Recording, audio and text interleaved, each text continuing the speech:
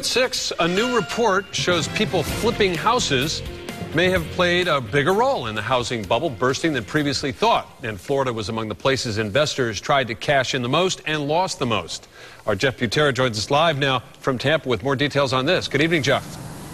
Good evening, Brendan. What was most astounding about the report was the number of people back in 2006 that were buying a house that already owned a house. And if you look at the 4 states that were hit hardest by the housing crisis, including Florida, that number skyrockets. You can find the remnants of the housing crisis on North 12th Street near Columbus in Tampa.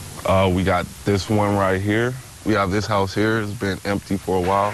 We have this pink one here. Terrence Gary and Victoria Paskins are pointing out all their neighboring vacant houses. And every house here is worth much less than it was 5 years ago before the bubble burst. You always, when you're looking back, you can always learn for the future. When Brad Van Ryan from the real estate consultant company Home Encounter looks back on what caused the housing crisis, he sees investors snatching up property playing a starring role.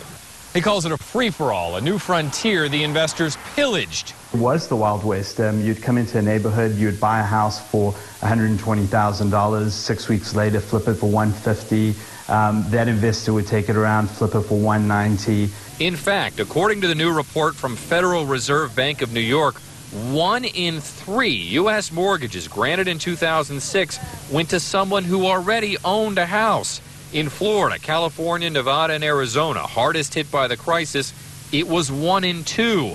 Van Ryan says investors were out of control and banks did not stop them. No restraint. In fact, the banks actually encouraged it.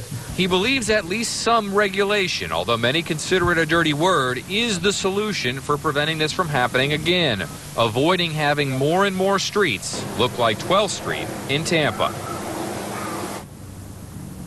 And the report comes to the same conclusion that there needs to be tighter restrictions on investors, perhaps a higher down payment as well as higher mortgage rates on investment properties. Live in Tampa, I'm Jeff Butera, ABC Action.